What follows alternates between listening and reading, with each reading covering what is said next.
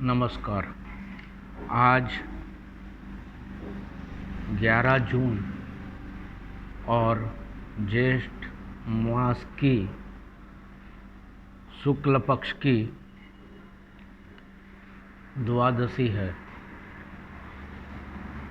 इस महीने में छठ 2 थी और दसवीं के बाद सीधे द्वादशी है, एकादशी है नहीं। लेकिन कुछ लोगों ने दोनों दिन एकादशी मनाया है। कल जो शिव और वैष्णव समाज, दो पंथ दो विचारधारा है, तो शिव विचारधारा वाले या जो ब्राह्मण समाज के लोग थे, उन्होंने बीते हुए कल के दिन एकादशी मनाई और वैष्णव समाज आज एकादशी मना रहा है। साल की 24 एकादशी होती है और जब पुरुषोत्तम मास होता तो 2 होती है, टोटल 26 एकादशी होती है। और एकादशी का महत्व हिंदू शास्त्र में क्या है आप लोग भली भांति जानते हैं। और महाभारत के टाइम पे आज की एकादशी भीम ने की थी और पानी भी नहीं पिया था, इसलिए इसको भीम एकादशी या निर्जला एकादशी भी बोलते हैं। और विधान तो यह है कि साइंस ये कहता है कि साल में 20 दिन बिना पानी के रहना चाहिए, तो 20 की जगह पे 24 एकादशी है कि जो वास्तव में बिना पानी के करनी चाहिए। लेकिन हम लोग शेयर बाज़ार और इनकम टैक्स भरने वाले, 80C की छूट लेने वाले इसमें भी छूट लेते जाते हैं और कहीं साबूदाना खा करते हो, कहीं राजागरा का और सिंघाड़े के आटे का हलवा सीरा बना के खाते हैं। कोई धर्म भूखा रहने को नहीं कहता है, तंदुरुस्ती बनाने के लिए कहता है। शारीरिक तंदुरुस्ती और मानसिक तंदुरुस्त समाज चाहिए, लेकिन लोगों ने अपनी अपनी व्याख्या की और अपनी अपनी तरह से जीते हैं। शनिवार का दिन है, 9 से 12 तक काल चौगाड़िया और राहु काल रहेगा। तुला का चंद्र है और स्वाति नक्षत्र है। ये तो बात हुई ग्रह नक्षत्रों की और इसकी। एकादशी का दिन है तो आज दूसरा वीडियो मेरा भजन का भी आएगा और आज की एकादशी का है, लेकिन भजन गुजराती में शंभू सरने पड़ी मांगो घड़ी घड़ी। भजन तो अच्छे अच्छे गायक और संगीत के साथ सभी गाते हैं, लेकिन मेरे भजन या गाने के साथ उसके आगे पीछे की जो कमेंट्री होगी वो महत्वपूर्ण होगी। यदि कुछ भी इंटरेस्ट है तो वो वीडियो जब मैं डालूं तो ज़रूर देखिएगा। और साथ में बाज़ार की बात करने के पहले एक बात और बोल दूं कि वीडियो पूरा देखिए और लाइक कीजिए, तभी वो लाइक काउंट्स होते हैं यूट्यूब के जो मेथड है उसमें। और चैनल को सब्सक्राइब ज़रूर करें और कोई भी आपके कमेंट्स हो तो उसको आप ज़रूर लिखें। पिछला वीडियो मेरा बाज़ार का जो था 8 तारीख का, RBI गवर्नर साहब बोलने वाले थे, उसके पहले मैंने वीडियो डाल दिया था और उसके अंत में मैंने बोला था कि ब्याज दरें बढ़ेगी, महंगाई बढ़ेगी, वस्तुओं के दाम बढ़ेंगे। एक बार बुरा ज़रूर लगता है सोचने में, लेकिन वो ज़रूरी भी है और मजबूरी भी है कि ब्याज दर बढ़ानी पड़ेगी और ब्याज दर बढ़ाई भी। लेकिन अच्छी बात ये थी कि CRR में कोई चेंजेस नहीं किया और बाकी तो सब उनका नॉर्मल था। गांधी जी के कोटेशंस बोलना और डिक्लेरेशन करना, जो 2 बातें अच्छी थी तो उसमें अर्बन क्रेडिट सोसाइटी और डिस्ट्रिक्ट कोऑपरेटिव बैंक्स को जो उनकी क्रेडिट फैसिलिटीज़ प्रॉपर्टी के सामने होम लोन या हाउसिंग लोन के लिए थी, वो उन्होंने जो जिसकी नेटवर्थ है पैरामीटर्स के हिसाब से उसको डबल कर दिया है। प्लस बिल्डरों को भी प्रोजेक्ट लोन 5% बढ़ा के देने का प्रावधान किया है। तो जो नेशनलाइज बैंकों में या शेड्यूल बैंक्स में वो बिज़नेस था, मोनोपोली थी उनकी, तो वो बिज़नेस कम से कम इधर ट्रांसफ़र और होएगा और नया बिज़नेस भी उनको मिलेगा। दूसरा उन्होंने बोला था WACR weighted average call rate. तो जो लोग खास करके LIC के एजेंट है और जिन्होंने आधुनिक 250 घंटे की ट्रेनिंग ली है, उस ट्रेनिंग में ये टॉपिक समझाया जाता है, बताया जाता है और बड़ा टेक्निकल है कि अनसिक्योर्ड सेगमेंट ओवरनाइट मनी, पैसे की जो ज़रूरत पड़ती है और लिक्विडिटी को सिस्टम में बनाए रखने के लिए मिसमैच ना हो, तो उसका कॉल मनी रेट, उसका जो प्रीमियम या रेट ऑफ इंटरेस्ट पे करना पड़ता है और वो स्मॉल पीरियड्स के लिए होता है। तो वो बैलेंस RBI गवर्नर साहब ने जो बोला, तो वो बैलेंस एक्सेस था और उसके लिए उनको ज़्यादा प्रीमियम उसमें पे नहीं करना पड़ा है। और बहुत अच्छी बात थी, मेरे को बहुत व्यक्तिगत रूप से अच्छी लगी।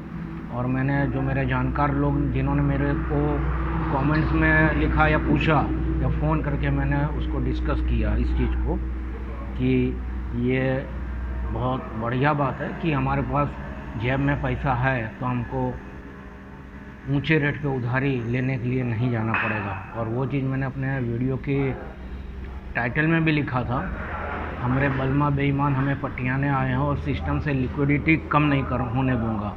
तो सिस्टम से लिक्विडिटी कम नहीं हो रही है।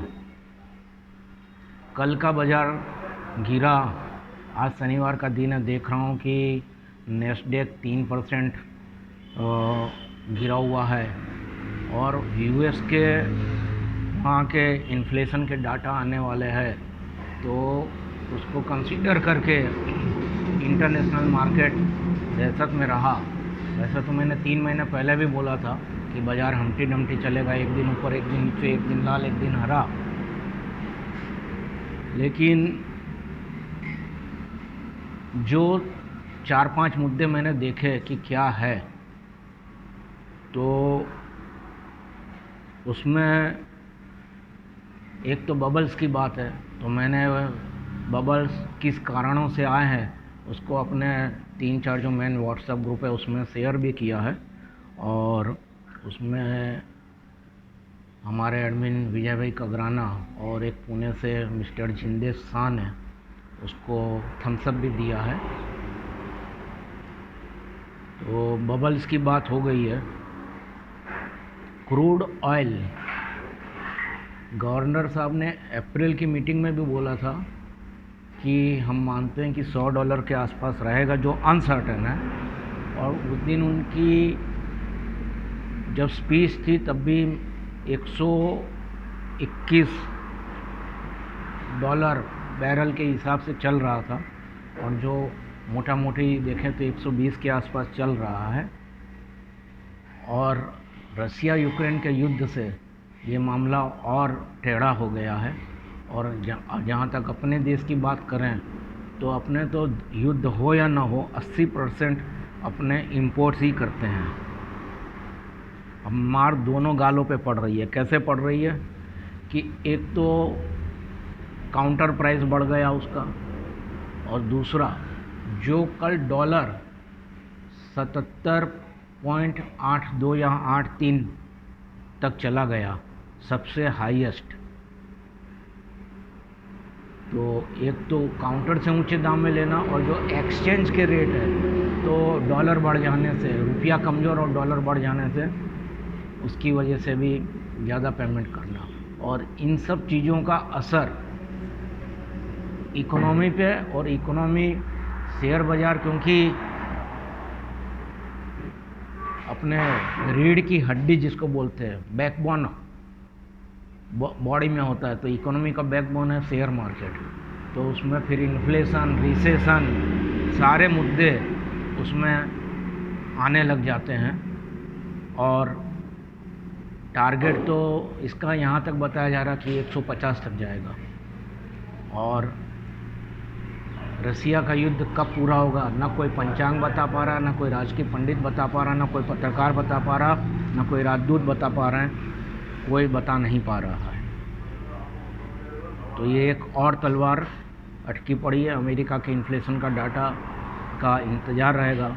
और सेंट्रल बैंक ने जो ब्याज की दर है वो 11 साल में सबसे जो नहीं बढ़ाई थी, वो कौन सी मजबूरी थी उनको बढ़ानी पड़ी है। तो ये सारे मुद्दे हैं कि जिसकी वजह से बाज़ार आने वाले टाइम में भी संभल नहीं पाएगा। संभल पाएगा तो क्या संभल पाएगा, कोई मोमेंटम न्यूज़ आ जाएगी तो कोई कंपनियां संभल जाएगी, कोई सेक्टर संभल जाएगा, लेकिन ओवरऑल मार्केट एक दिन ऊपर एक दिन नीचे, हमटी डमटी की जो पोयम है उस हिसाब से चलता रहेगा। जो म्यूचुअल फंड में पिछले साल 4-4.5 हज़ार करोड़ की SIP आती थी, बढ़ के 10,000 करोड़ की हो गई और अप्रैल में 14,000 करोड़ तक वो आंकड़ा अपने इंडियन रिटेलर्स का या न्यू इनकमर्स जिन्होंने डीमेट अकाउंट खुलवाया है, वो आंकड़ा अनुमान यह है कि मई महीने में 18,000 करोड़ का फंड म्यूचुअल फंड के थ्रू डिप्लॉयड हो रहा है और वो घूम के शेयर मार्केट में आएगा। तो ये एक अच्छी बात है। और कल एक उद्योगपति का फ़ोन आया था मेरे पास कि बाज़ार का गिरने का कारण क्या है, तो मैंने उनको वही 2 कारण बताए कि एक तो डॉलर का बढ़ना और जो अमेरिकन के इन्फ्लेशन के डाटा आने हैं उसका इंतज़ार। और वो उद्योगपति को उद्योगपति क्यों कहना चाहिए, क्योंकि वो CSR फंड अलग निकालते हैं। CSR फंड निकालने की 2 से 3 कंडीशन है कि नेटवर्थ 500 करोड़ से ऊपर हो, टर्नओवर 1,000 करोड़ से ऊपर हो या नेट प्रॉफिट 5 करोड़ के ऊपर हो। तो ऐसे उद्योगपति हमारे ग्रुप में है, हमारे साथ में है, ये गौरव की बात है। और जो एक दिन से लेके 1 महीने तक में 7% तक का रिटर्न दे सकते हैं, उसमें फिर इस बार मेरे पास 4 शेयर है, इंडस टावर, बंधन बैंक, लुपिन और Shri Ram transport. Indus tower 206 में लीजिए, 208 से 220 का टारगेट। बंधन बैंक 324 से 326 में लीजिए, 358 तक के टारगेट, 294 का SL। लुपिन 618 लीजिए, 618 पे सॉरी बंद है, 624 और 630 पे एंट्री बनती है, 650 का टारगेट रहेगा, 594 का, 594 का स्टॉप लॉस। और श्री राम ट्रांसपोर्ट फाइनेंस 1186 पे बंद है और 1280 ₹100 का ऊपर का टारगेट, 7%, 11,77 या 12,84 जैसा मोटा मोटा गिन लीजिए, और स्टॉप लॉस रहेगा 1140। मैं समझता हूँ कि ये वीडियो आपको बहुत यूज़फुल रहेगा। बाज़ार से घबराए नहीं, एवरेजेस को देख के चलिए, जिसकी बैलेंस शीट अच्छी, फंडामेंटल जिसके अच्छे हैं उसमें बने रहिए और काम कीजिए। और जो मैं हमेशा बोलता हूँ कि black cloud has a silver line and market is always young. और कुछ है तो मैं बैठा हूँ, तो आप मेरे से संपर्क कर सकते हैं। धन्यवाद।